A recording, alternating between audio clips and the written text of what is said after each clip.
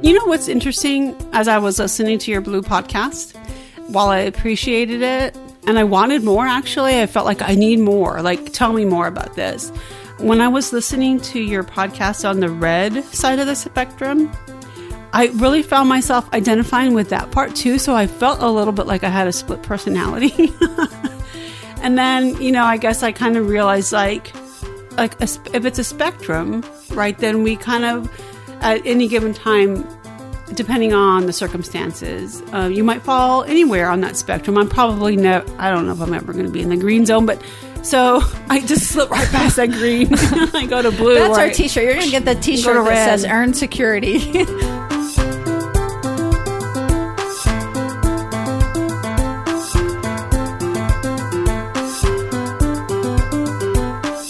Hey, everybody. Hey, everybody. Welcome to Therapist Uncensored.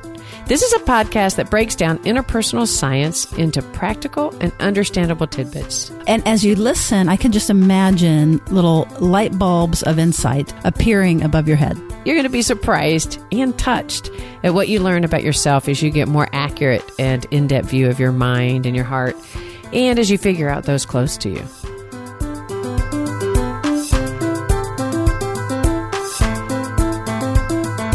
Therapist Uncensored brings you decades of experience with interpersonal psychotherapy, relational neuroscience, modern attachment, and anything else they think will be helpful in healing humans. Now, here are your co-hosts, Dr. Ann Kelly and Sue Marriott. Hi, everyone. This is Ann, and I am happy to announce that Sue and I are back and extremely jazzed about Season 4, which we are kicking off next week. We have a fantastic season ahead for you, and I can tell you from both of us that we are ready to get going. As our last replay, Sue is talking with our longtime listener, Becki Mendivil, about how she applies some of the concepts she's learned from Therapist Uncensored over the years in her everyday life as a single woman, as a parent, as a coworker in her career. So we chose this one not only because it's fun and light, but it really sheds a lot of light on how understanding attachment and emotional regulation can affect and influence your everyday relationships. So it's a very insightful one. And speaking of which, we also want to announce that our workshop is out on October 16th. So if you are interested in applying these concepts into your everyday life as an individual or as somebody that's in a helping profession and would like to purchase it, you can get a pre-sale price up until October 16th. So just go to attachmentexplained.eventbrite.com, or you can also just Google the title, It's Not Me, It's My Amygdala. All right, so let's get started on today's episode. Hey, everybody. Welcome back. This is Sue Marriott with Therapist Uncensored, and we are so excited to bring you. This is going to be fun because Becki Mendivil is... Oh, no, not my last name. Yeah, you're out now. She is going to be talking to us about, you know, we've been doing all this attachment stuff. All these therapists are like, oh, you know, how about the glial cells and blah, blah, blah. And Becki's going to bring us down to reality. So anybody who is either new to this or, you know, is not in a clinical setting, wants to apply, these are, you know, knows these are great ideas, but wants to apply it to real world life, right? Becki is going to be our truth teller and bring us down to reality and really talk about it in plain language so that, you know, we're not just speaking to the choir, right? Right. And also we don't have that limited perspective of someone who's involved in a romantic relationship. Exactly. Okay. I'm, what is it? Actively not, you're a single person, not looking for a relationship. Not actively dating. So I'm a single, not actively dating person. Not actively looking for a relationship. That's right. And honestly, we have gotten several, by the way, thank you listeners, because we have gotten feedback about like, yeah, that's great for people in relationship, but there are a lot of other people out here. Yes. As I'm listening to your podcast, I'm thinking to myself, how can I adjust what they're saying to someone who isn't in a romantic relationship? So I'm trying to make those adjustments as you guys are talking about it on the podcast. And so I think, yeah, you have some... We've got so much to learn. That's right. And so Becki's going to help us bring it down to real world, because I totally agree with you. I've noticed that even when we start out about dating or whatever, if you notice there's all this bias towards relationship Yes. and romantic relationship. So we're leaving out a huge, vibrant segment of the world. Right. And it's easy to make the adjustment, for someone who's not in a romantic relationship, but it would be nice not to have to do that, right? Yes. It would be nice to have a podcast that focuses on people who just want to improve relationships in general. Right. It doesn't Not have to be a romantic romantic relationships, not dating relationships. Right. Amen, sister. Relationships. So I've used it to work on relationships with my daughter. Wow. Okay, wait. And, Let's just... You want to just start there? Like, okay, so you're a single mom. Yes, I'm a single mom, working professional. Yeah. My daughter's in high school, so that's a challenge in and of itself. And so I thought I would do some fun. And so you're learning about this attachment stuff, and probably it's producing great paranoia. Oh, sure. As a parent. I think that was the first experience with listening to the podcast and learning about attachment. Like, I had to turn it off just because it was so much. Oh my gosh, me too. When I was reading it, it was just like, oh God, it's like a shame experience. It is. It was like, I know I'm blue. I know it. Like, stop telling me how blue I am and how awful I am. Okay, so shall we slow down? Oh, yes. And so I don't know anything other than blue. All like the science and terminology behind Becki, that. Tell the audience what your understanding of blue is. Oh, my understanding of blue is a little avoidant, probably very avoidant. And one of the things I really took away from the episode you did on that blue part of the spectrum is that you think you're okay. You think you're cool and independent and Doesn't that suck? That was like the worst part of it. It was like somebody threw a bucket of cold water in my face. I was like, well, I thought I was really independent. Secure. I know. Like, I don't need anybody's help. And I'm awesome. Like, that's so Have you seen the perfect. video of the shot with a guy on the cliff or whatever, and he's by himself, and it's talking about the blue, and he's like, I'm totally good. I'm good out here. I'm perfect. And then Who wouldn't want to be me? I know. And then the next scene is like, it's getting a little chilly out here. Maybe I should head I back. have no one. Okay, so the video, let's slow down. So the video is one that is available on YouTube from Therapists Uncensored, and it does the basics. If you're new to this and you have no idea what blue is, there's a short video that's going to bring you up to date.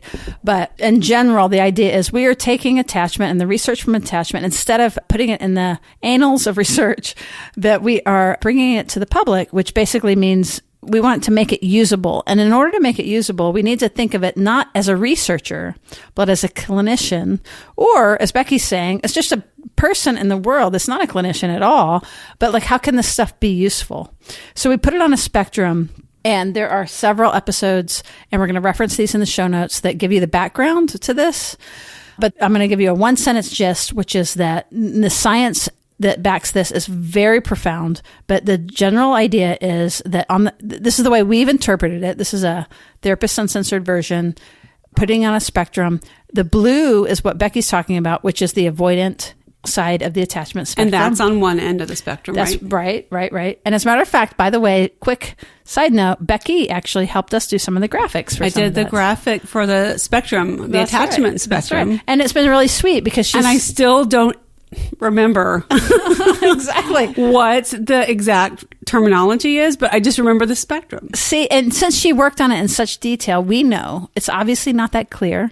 And so we're going to keep coming back over and over and trying to like make it as understandable as possible. I just think it's a lot to digest. I think that the concept of you're on this side and it means this, and then the middle means this, and then the red side means something else. I think that's really understandable, but breaking down those pieces is what's really helpful. I totally agree. And that's part of why we wanted to bring Becki on the air, because I felt like she could speak for so many people of you listening that are like, I'm not a what? therapist by That's trade. Like, what the heck? So again, the one sentence thing is like the blue is on the avoidant side, which basically means... I just bristled a little bit when you said avoidant. See? There you go. Basically, it means it's folks that have had an experience usually, and again, we're not blaming parents. This is not a parent blaming I blame my parents. But because probably they had their parents, and we could run it all the way up yes, the it goes generational all the way line, back. right? So this isn't promoting any problems like that, but it really is more promoting empathy. Like if you had a parent that wasn't comfortable with affect and wasn't comfortable with soothing and comfort and feelings, then you learn to basically reduce your feeling sense and instead like get in your head and be like, I'm fine, everything's good. Pull myself up by the bootstraps. These are parents that might say, oh yeah, I'll give you something to cry about. I heard that all the time when I was growing up. See? And she says she's blue. What's so weird is that I have a really good relationship with my parents now, but growing up, it was very much about like, you want something to cry about? I mean, it was very much, I had that, I think, blue experience. And I find that thinking back on it now, despite the fact that I tried to be the best parent and I knew the research on being a parent and what was important at what stages of growth my daughter was at, I still, listening to your podcast, I can think back and think, oh, well, I might have been a little bit of a blue parent to my daughter, despite all my best intentions. It is so vexing. Like I remember my daughter, I remember thinking she's being so clingy, and that's horrible because I'm passing that on to her, right? It is so vexing. I so appreciate you saying this.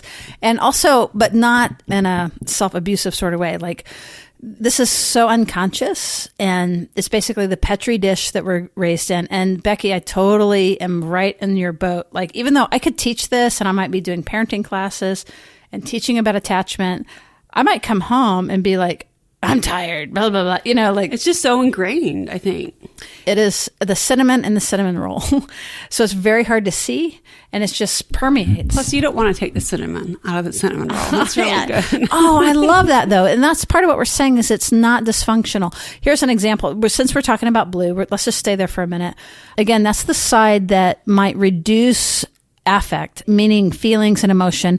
And as a matter of fact, we might be suspect of it and like feel threatened, if we're honest, when someone's highly emotional, and we might do a lot of eye roll and dismissiveness and even be degrading at times. Like it's not cool to be it's not cool to be, irrational. I know. I've been nodding the whole time that you've been talking because it's so true. Like like the eye rolling. Oh, I just can't stand it. What is wrong with these people? Exactly. But where we got that from was probably when we shrink ourselves to 2, 3, actually 1, 2, we may have been eye rolled at, and yet we were only a wild amygdala, meaning that, again, those of you that are familiar with the neuroscience, we didn't have any kind of regulatory function in our mind or in our nervous system, and we're relying on our parents to be the ones to soothe us. And so if our parents, unfortunately, had the experience that we're talking about, that Becki and I are talking about, where there was a little bit of a like, why are you crying? Right. Well, my parents were both educators. So they were teachers. They had students all day long. And then they had to come home to 4 kids. I mean, I can just imagine that they just kind of try to tamp us down a little bit and be like, we don't really want to hear. We don't do this emotion right. thing. We want you to be, seen and not heard, and that whole kind of thing. So I get it, and I don't blame them. Totally. And this is not a parent blaming thing. However, if you can notice in Becki's language, that probably somebody who had a more secure experience, if you don't mind me saying, because again, I'm in your boat, right? Entirely. I had a mom that worked full time, I had a disabled parent. So my experience was that I was overwhelming. I was too much. So you've drunk the Kool-Aid. Right. It's like, of course it would be too much. But I can almost guarantee you that there are tons of families where that they go to work and they're enriched by their work. And they come home and then happy they come and excited. home and they're like really looking forward to seeing their kids, and they have the delight and the excitement, and that's a very natural thing. So it's just, it's so much in the soup. Yep. And again, I'm really relating to you because in my adult relationships, my biggest difficulty is like believing that people want to be with me and that I'm not a problem and that I'm not a burden. It's just in the Petri dish. It's just how it is. Isn't it awful though that we're just conditioned now to kind of try to be no trouble and that's right. Try to be even keel. And then as you're pointing out with your child, as you're also trying to unconsciously sort of pass that along, it's like, oh, shake it off. You're fine. Everything's okay. And partly because that was how we made it and made it okay. And so we want our kids to be, it's not an unloving thing. And this is really important. So if any of you are identifying with this blue side of the spectrum, it's like, I think your parents were really trying to toughen you up and deal with the world. We're not throwing your parents under the bus at all. But at the same time, we are trying to be empathic about the experience of when you just are a kid and you need something and somebody's telling you to brush it off. It can be a real miss. Yeah, I think it's tough because I know my parents love me. Yes. Because of how much care they gave to my upbringing and trips and all that kind of thing. But, on a day-to-day basis, it was more like try to be the least amount of trouble as you possibly can. Fed, watered, sleep. Right, exactly. I had the basic necessities. Once the Excel spreadsheet is check, check. We're good. And then after that, that's it. I was on my own. Don't ask me for anything else. So Becki, say more about what you've heard and how you've applied it. Oh, I had so much fun. So initially I said, I think it's interesting. My first reaction to finding out that I was part of the blue spectrum. The blue club. I was part of the blue club. Oh my gosh, we should have a club. It was so interesting to me because I was listening to the podcast that you did on that blue side of the spectrum. Avoidant, I guess is what you call it. Avoidant, dismissive. Indigo. I had a client come in and tell me, hey, I heard that. I am not blue. You think I'm blue, but I'm actually indigo. It's a little bit better than blue. Exactly. That's kind of the point, is that you're not only one thing, that it is a gradient. Yeah, that's so true, though. I don't want to diverge too much, but I listen to the blue. I call it the identify with it. This is empowering for you. I call it the blue podcast. So I listened to the blue podcast and I was like, oh my God, I'm dismissive and avoidant. And I turned it off. I couldn't listen to anymore once I realized, when I heard you say you're independent and you think you got everything covered, but you really don't, was what I was hearing. I was like, oh shit. I literally turned it off. I was like, I can't listen anymore. This is me. Sue Marriott, you need to just oh my God, I was so overwhelmed. I was like, I suck. I turned it off. Then I was talking to someone that same weekend and they're like, oh yeah, I was listening to the podcast and I totally identified with the blue. And I was like, what? I did too. And so it was so weird to talk to somebody who had listened to the podcast, the same one I had just listened to, and they related in the same exact way that I did. It was really nice. And so it kind of, I think, got me back to the podcast to listen to the rest of it. Well, let me ask you this, Becki. Did it feel shaming in how we described it? It's why you needed to turn it off. Did you have a shame experience? I don't think I felt shamed. You know what I remember feeling was overwhelmed. So it wasn't a shaming feeling, but I did feel so overwhelmed with... It sounds like insight, like you were beginning to reflect. Yeah, all of a sudden I realized, oh shit, I don't have it all together. It's all a facade. Amen, sister. It's all a facade. I'm not independent. I don't know what zipped up is what you like to say. And that broke my heart a little bit. And I felt like such a failure. Here I was. I thought I had it all together. I don't need anybody's help. I am doing my own thing and I got it under control. Relationships. I don't need anything for anybody. Friends, whatever.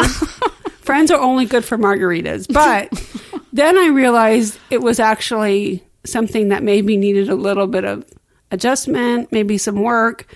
And so that's what this conversation with a friend who said she was also blue, had the same kind of experience, a really similar experience to me, made me go back to the podcast and think, well, maybe I need to keep listening and find out, do I have a chance at surviving? Is there any hope for me whatsoever? Yes. Can I overcome this blueness? Okay, so we can freeze. So notice that as someone who identifies as blue, that when you get emotionally upset, what did you do? I shut it down. Ah! I said, bye-bye. Okay. I don't need you. Exactly. Screw you, podcast. Right. Fuck you. I'm not blue. Being blue is awesome. Right. So just notice, this is actually a really important point. This is what we do. When we're on the blue side and we begin to get affectively wound up, our impulse is to just turn off whatever's happening. And then we can go right back to comfort. So you're making a really important point. But then with support and with help and with talking to somebody, it always helps, right? It always helps to have someone be able to, you can relate to, oh my God, I'm not the only one feeling this way. That's right. And so I went back and I listened to the rest of the podcast, and thank God I did. I'm not trying to plug Therapist Uncensored podcast. Okay with me, listen to it all the time. So I went back and listened to it, and thankfully, they had some advice for like how you can kind of tips for how to relate with people in your life who might not understand what it means to be in that blue zone of the attachment spectrum. And honestly, it sounds really silly. I feel silly saying it, but it really did kind of change my life, and maybe not my life, but my perspective. It really, really did. And I was so excited because I decided to try this little experiment with my daughter. And I think in the podcast... So your daughter is how old? She's 16. Okay. And it's just her and I. And she's living with me like 95% of the time. And one of my big fears is that she's going to be like me. I mean, because I'm, a little blue. I'm a little closed off, a little zipped up. This is a super important point that you're making, Becki, is like the unconscious intergenerational transmission of attachment issues. Yeah, so that's a whole other topic, I think. But anyway, so I thought I would try this experiment with my daughter, which is actually kind of fun.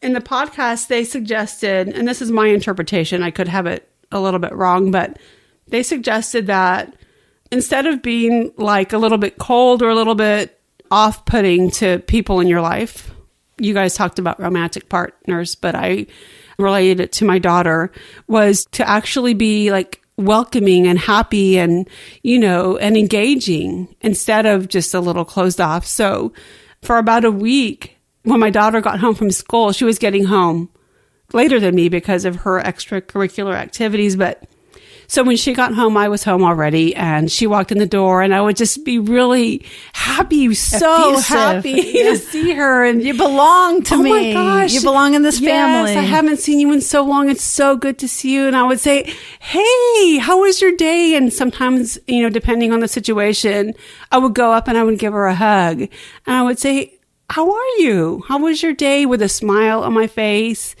And it was sincere. I wasn't play acting. No. But I really had to put But you were myself, consciously making it more explicit than you might otherwise. Right. Before, it was kind of implicit. Like, of course I was happy to have her home. Right. She's my so daughter. you might give her the head nod. Right. Like, hey, no, actually, usually when she would get home, I'd be like, complaining about something. Oh, that's so great. Like, You're so insightful. What's that stain on your shirt? What happened? I mean, or she'd give me her lunch bag and I'd be like, you didn't eat your lunch?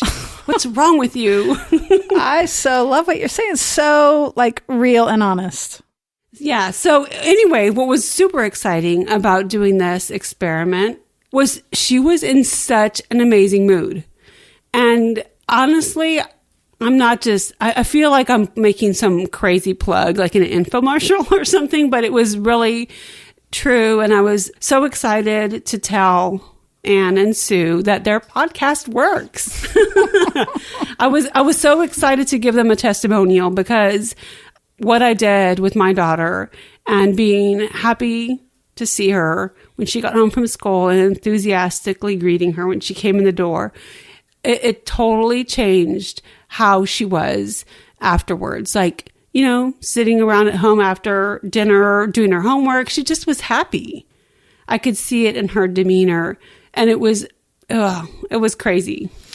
I'm just so touched hearing you say this. And this is nothing about an infomercial. This is really about something that has moved you in your heart and that you can feel as your heart opens, that there's like neural Wi-Fi. You can feel her heart opening. Right. That's so it's like almost something you can't describe, right? Yeah. Because you don't know my daughter and you don't know that I could tell the differences. But I mean, I think anyone who's a parent. Oh, believe me, I think there's listeners all over the world that are nodding with you right now and they know exactly what you're talking about. I mean, honestly, I feel like I was some crazy lab technician doing some weird experiment. I hate like the thought of doing social experiments with my daughter, but it was so rewarding, actually. Yeah, and you have more to say about work as another experiment that Becki did. But when I have gone to schools and talked about this, and I gave the silly example. I just so love what you're saying, Becki. It's like so grounded and real world. And I had given this example of I'm learning this stuff. And again, that's not naturally in my body. I'm having to like top down, like do it just like you. Like it's not natural, but when you do it, you can feel it feels really different. And my son was young and I had said, okay, you can play like at whatever, 8:20, we are going to bed. So you can play, you've got between now and now to play. And so I come in at say 8:20 or 8:15 or something. And I'm like, okay, let's wrap it up. And he bursts into tears. And he's just like, but I'm not ready, And because of this training, right? Like my natural thing would be like, well, tough. Like I want to go to bed. Like you have to. Yep. But instead, so I'm like, well, what do you mean you're not ready? And so I began to try to join him and try to find out what his experience was. And basically what I understood at that point was that he had spent this whole time setting up his Lego scene to play. And so that wasn't counting as playing, right? And so he was really upset because he didn't get to play. But from my perspective, he's in there like putting his toys, his guys where they want them. Well, and blah, also blah, blah. as a parent, you're looking forward to that 8:20 time frame where or you the could put 8:30 your or whatever. kid to sleep. So with the change I made was like, instead of countering him or just setting the boundary or what have you, like I really made this conscious effort to see it from his eyes. And I'm like, oh, like you thought you were going to get to set up the whole scene and get really set where all the army guys were like ready to whatever. It was Lord of the Rings. They were all going to be able to, the goblins, and they were going to do their thing. And then I interrupted you. So you're naturally upset about that because then it feels like you didn't get to play at all. Whereas from my perspective, it was just about the clock. Right. And when the clock hit the thing, that's when you teach them about time management. Right, exactly. But what was different was I took the time to slow down and be like, oh, I get why you're upset. Him. Like, of course. And then I could comfort him. I was like, oh, that's so disappointing because now you can't play it all out.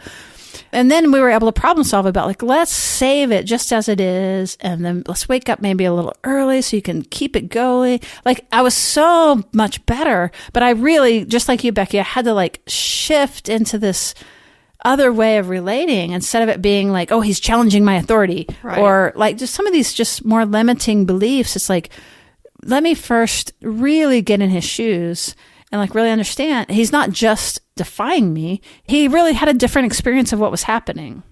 And it was only like just like you, I had to like, it wasn't what came up naturally. And I really had to like almost like get myself to stop the natural impulse and to really like bridge over. You didn't want to be like that soldier who says, tough. Yeah, and not surprisingly, I was raised by a military father. But you overcame that. Exactly. So this is a very hopeful message. And so you had a work example, I think. Oh, yeah. So, well, of course, not being happy to just try it out at home, I had to, I found other ways to think about people in my life that I spend a lot of time with whose relationships could improve, that relationships I had with people that could improve. And I thought about my office. Well, and as a serious blue person, you might not think about that very often, right? No. You just want to do your task at work and be left alone. But your podcast made me realize like that's not the place I need to be. As comfortable as it is for me, I know that it's not exactly like a productive. Yeah, it can be kind of isolating. It is actually completely isolating. And what's interesting is that at work in our office, I am a little bit isolated from the rest of our group. Do you mean physically, like how things are set up? Yeah. Yeah. So that actually that's a really great point. Really interesting. It makes a really important difference. It really does, because sometimes I get people coming over to my side of the building and they're like, just wanted to come over and make sure you were okay. Right. We haven't seen you in a while. So when we think of that in attachment world, like that's a bid for connection. It's a what? It's a bid for connection. Oh. It's like, it's not really that they thought you were dead or something, right? It's like, I think of like a little fern tendril. But a blue person wouldn't be their first instinct. Duh, I'm not dead. Right? I'm so happy in my little corner of the world where nobody Why are you bothering comes. me? It's like, really? You thought I was dead? Because I'm so happy here.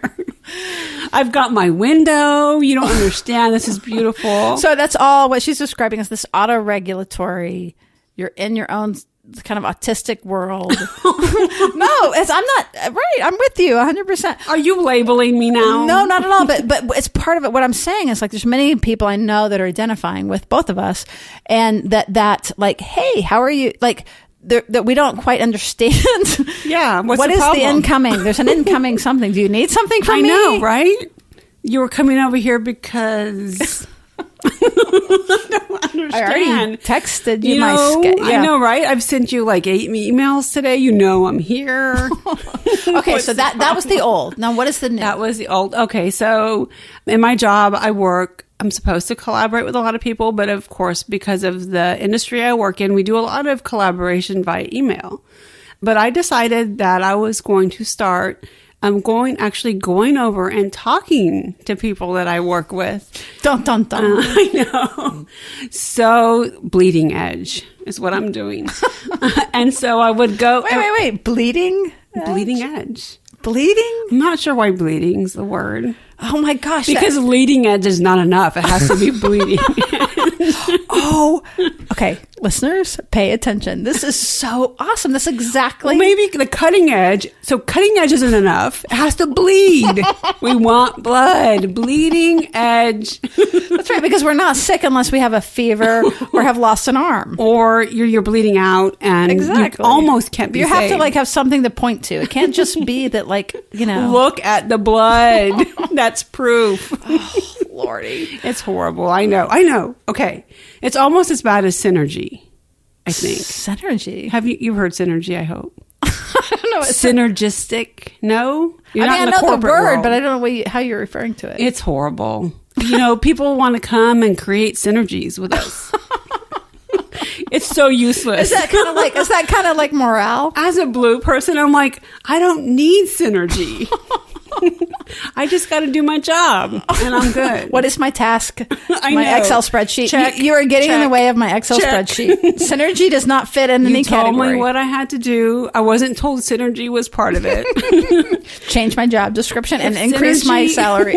If synergy had been part of it, I would not have taken this job. But, you got to get out and see people, and it'll change your life. Wait, hold on. So here's a blue person listening, right? Okay. And they're like, yeah, they're totally identifying. Yeah, what is the problem? What are all these needy people? I'm fine over here. Okay, so you're having this after experience. What is that? What after experience? After your insight into the value of synergy. You mean when I saw the light and Yes. I was walking towards the light?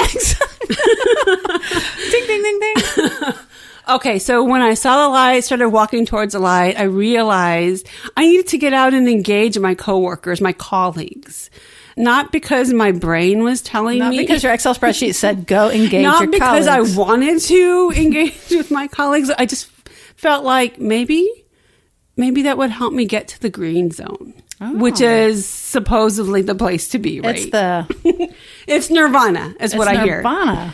So I was like, okay, well, actually, it was all about the experiment. Okay. Like, let me see how this experiment would go. So I decided I was going to go to work and I was going to, log into my workstation. And then I was going to go out into the world and see what my colleagues were doing.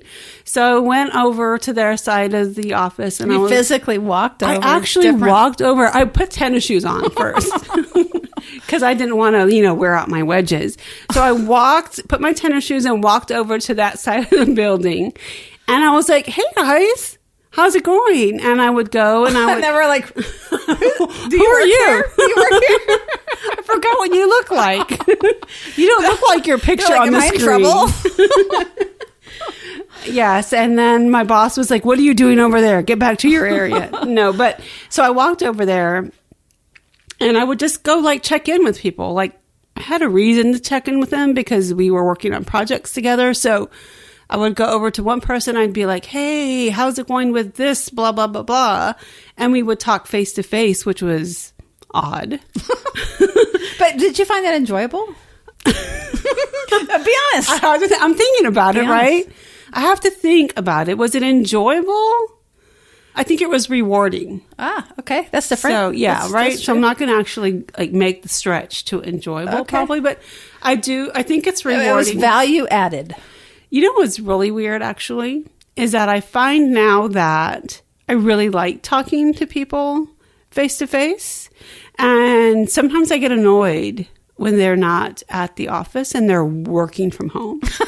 Oh my God. Your need is activated. Right. I'm like, what? You're working from home today? That's such bullshit. Right. So okay. So if we translate that might be that you're a little disappointed, that you may have been hoping for a little contact. Sometimes it's important, right, to look someone in the eye and say, why the fuck didn't you get this done on time? You were supposed to have gotten this done a week ago. What's going on? And then they can't lie to you because they're looking right at your face. Right. But I think where you were actually headed was that you were looking forward to seeing them. And that you may have been a little disappointed. That's making a really big stretch. All right. Obviously, we still have more work to do. You know, however, I enjoy working with people and being part of a team. And I think that so much more work gets done when you can communicate face to face, because there's a back and forth. There's a really nice back and forth that happens when you're talking to a person directly. That doesn't happen when you're emailing or IMing or whatever you're doing. It doesn't happen when you're face to face. And now I find that I'm disappointed when I can't talk to someone face to face. Okay, so I'm going to risk something and add something if that's okay, and you can correct me if I'm wrong. But here's what I was thinking was, like, if you notice, it's easier to make it about productivity. Like, it's more effective, right? To Are work. you therapizing me? No. But it's so great because it's live, right? That but when I pushed and said, "Oh, you were disappointed," like, because as a good blue person, it's like, that's not our language. That's not how we think. That's not how we experience it. And so then I'm putting something into you that isn't yours. Right. It's productive. It wasn't enjoyable. It was not enjoyable. Productive. So I love, like, you're discerning, like, actually there's value and there's interest, and you're noticing an expansion and an interest in other people and the value of FaceTime. I totally get that now. And also, not just with talking to people face to face, but I'm also, I feel like such a loser, but I'm also so much more open to making phone calls. Like, before I would avoid a phone call at all costs. And now when I see a phone number pop up on my screen, I think, oh, this might be like something I need to take, because, you know, it's always, and this person, I would not have said this a little while back, but sometimes it's really important to just talk to someone. Pick up the phone. Becki, I promise you, we've got a ton and a wildly amazing number of listeners. We're so happy. Thanks to each of you. But I promise you, at least, like, what's the statistic? A whole bunch, a big percentage. That's a very good statistic. Right. But why I'm saying that is I want to be inclusive is because, again, we do it on a spectrum, and at any moment, any of us could be. So I really feel like so many people are nodding with you and are so appreciative of you giving voice to actually how it feels. Yeah. But you know what's interesting, though, is as I was listening to your Blue podcast, while I appreciated it, and I wanted more, actually, I felt like I need more. Like, tell me more about this. When I was listening to your podcast on the red side of the spectrum, I really found myself identifying with that part too. So I felt a little bit like I had a split personality. And then, you know, I guess I kind of realized like if it's a spectrum, right, then we kind of, at any given time, depending on the circumstances, you might fall anywhere on that spectrum. I'm probably I don't know if I'm ever going to be in the green zone, but so I just slip right past that green. I go to blue. That's our t-shirt. You're going to get that t-shirt that says "Earn Security," which is the green. But Becki, I'm just like so in heaven right now because you're making all of our points for us, which is that the reason we put it from a category that you are avoidant or you are preoccupied is we're wanting to change the language to make it not pathological. Blue and red and all that stuff. What do you mean by pathological? Like, if I'm a dismissive person, that makes me feel a little defensive. Right. Versus, like, I tend towards the blue side. Also, just labels in general, right? That's it's exactly like, right. Don't call me dismissive. That's right. I'm not that person. It's not an identity. Something. Right. We're actually, as clinicians, we really want to move out like part of what we're doing is we're mining the research, and the research has to have categories. But what we're doing is we're translating it into, no, we aren't just one thing. And you're making that point so well. It's like, as you listen to the red, you're red. You can identify that. Well, that's what we're saying. That's why we put it on a continuum. It's like, in certain circumstances, and this is where we can begin to learn about ourselves. When do we tend towards red? Like, so for me, I'll give you an example, is that like if I'm mildly aroused or threatened, like if it's just minor. What would be like a threatening event for a blue person? Well, let's just say, I don't want to be a blue person, right? Or I don't want you to be a blue person, but Right. you might tend towards blue. Right. That's different. That's where you kind of live. That's right. But what I'm saying is that like if the threat that and again, we're Maybe usually like a social situation, because I know that's what makes me feel threatened, is someone Exactly. inviting me to a party where I don't know. right. It's a mild everybody. threat, but it is Right. but it's going to then activate you into more red.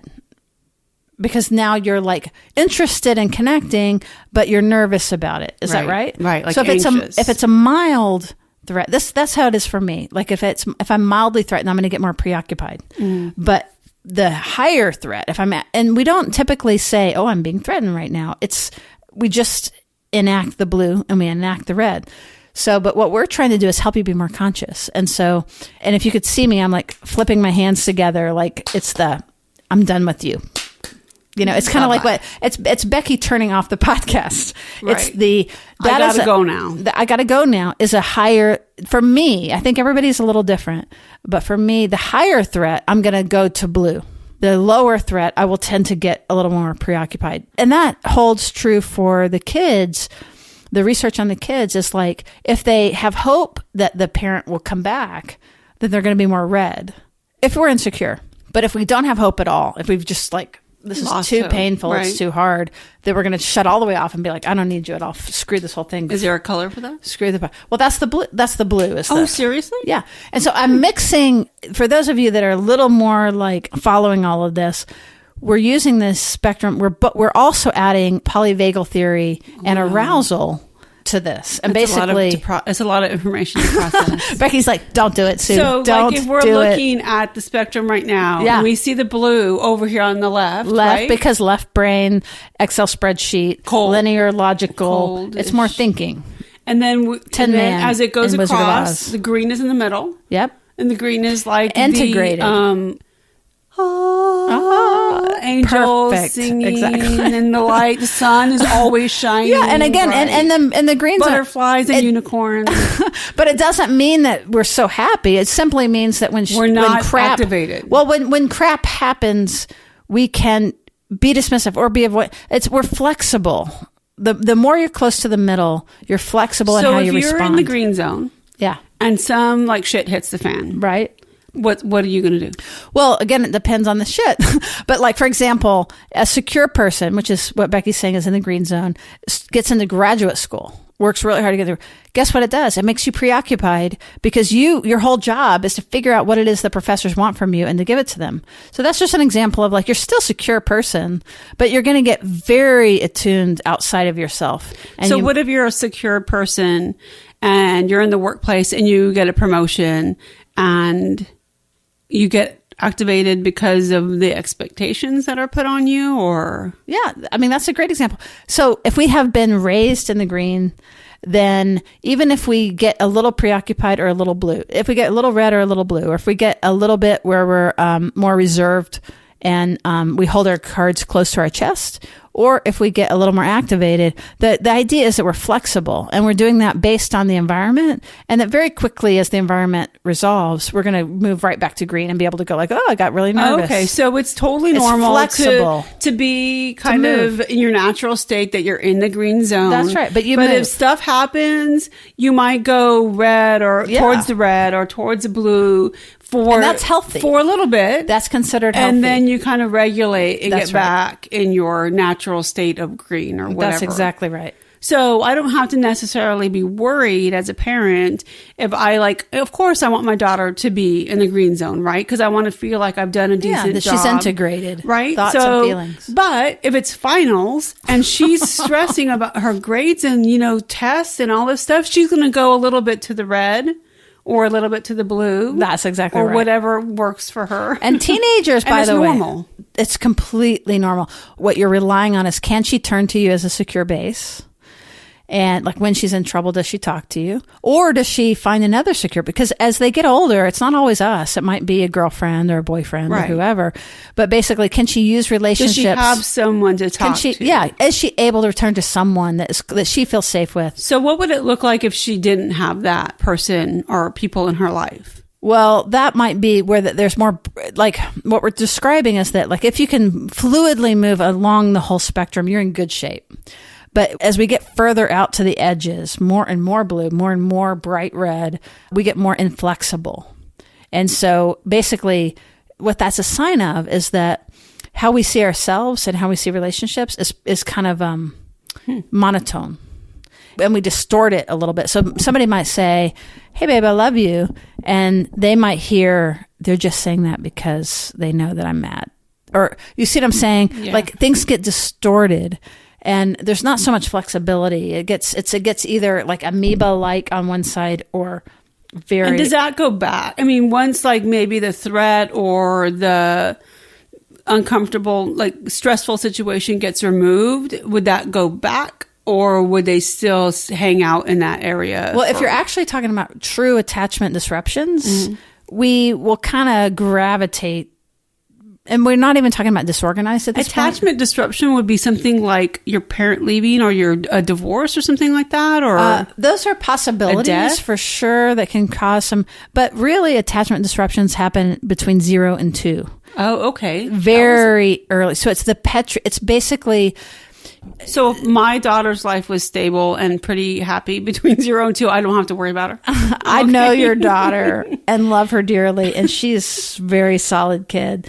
And thank God those 0 to 2 years were pretty good. Yeah, then. exactly. And also, even if your 0 to 2 was difficult, our brains are very plastic and we can continue to grow. And what we want to do is hang out more in the green more often.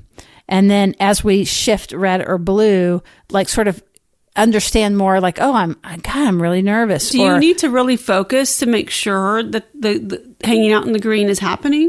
I mean, that's like a goal of yours with making sure life isn't too stressful as much as possible? So Becki, I think your story is the most beautiful story of like the beginning of this. Like you can have more and that you didn't even know that you needed more. But like as you gain more of like this interpersonal connection, you can find it rewarding. So I think that's where we're going with all of this, is that like if we tend to be a little more in our head, we get to feel more vulnerable with people and feel safe. And then if we're a little bit more like chaotic and amoeba and up on the ceiling, that we also get to feel more grounded with ourselves. And we don't have to have that person validate that we're okay. So that's the rough idea. So all of that is fantastic. And I love these examples. And one of the things Becki was really proud of is like, I can't remember if we said this already at the beginning, but like this is about single people that aren't looking for romance, but that have real relationships in the world, and that this science can impact everybody, not just, it's really not about just romantic relationships.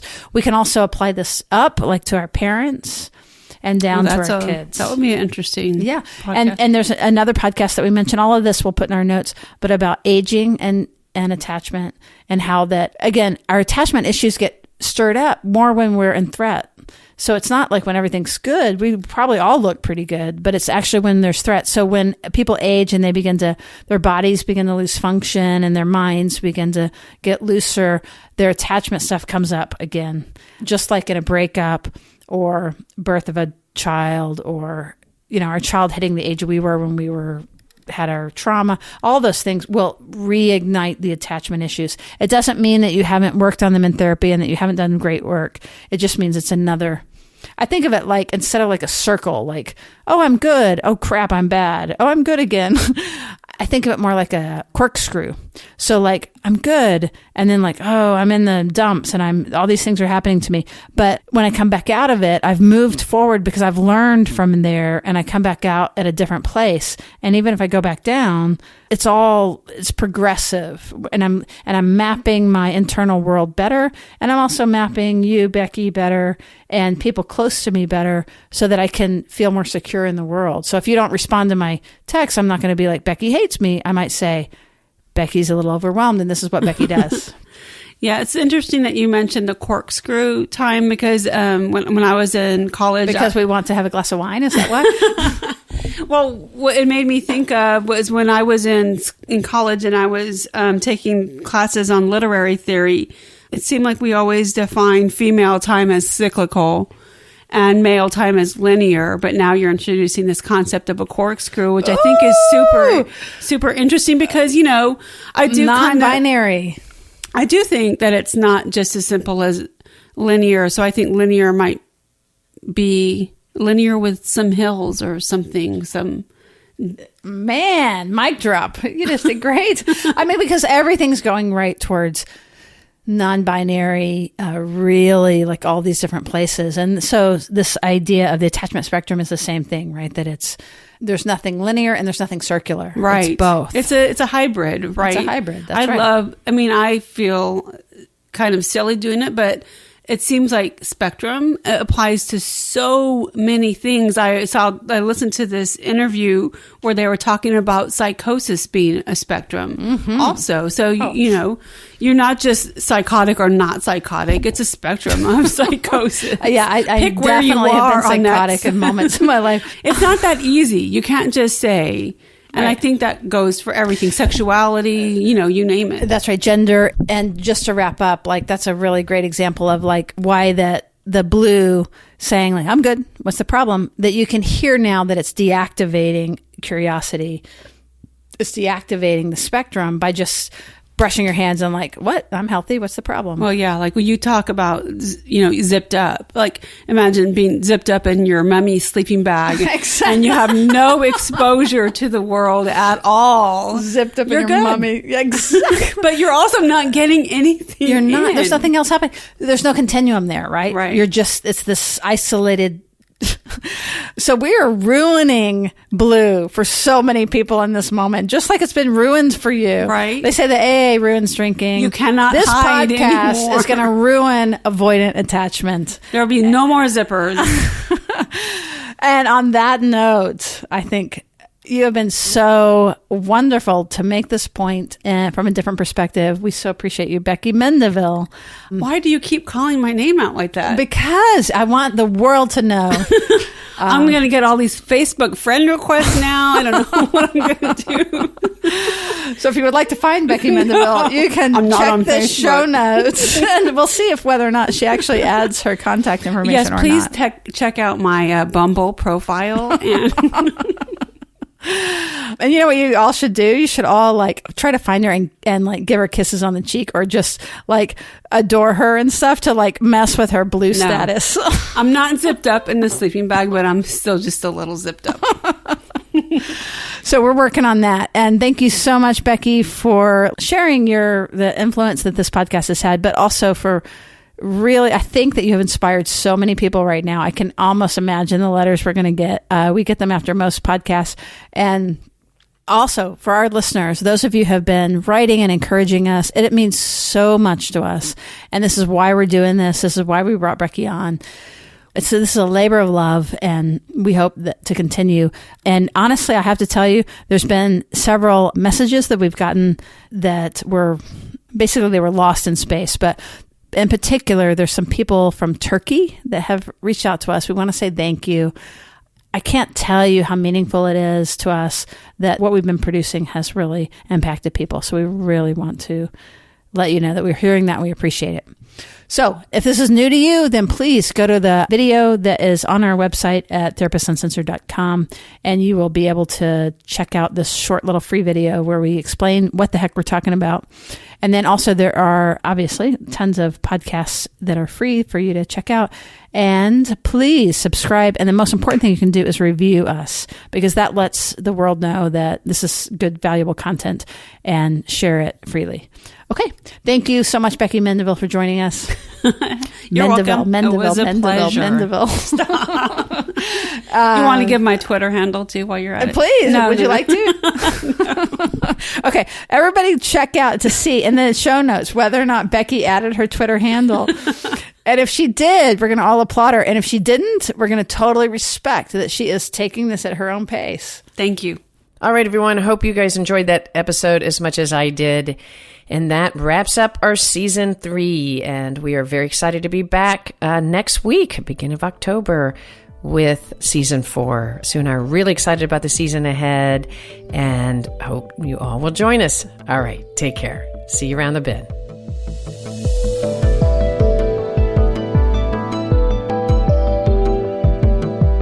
Therapist Uncensored is Ann Kelly and Sue Marriott. This podcast is edited by Jack Anderson.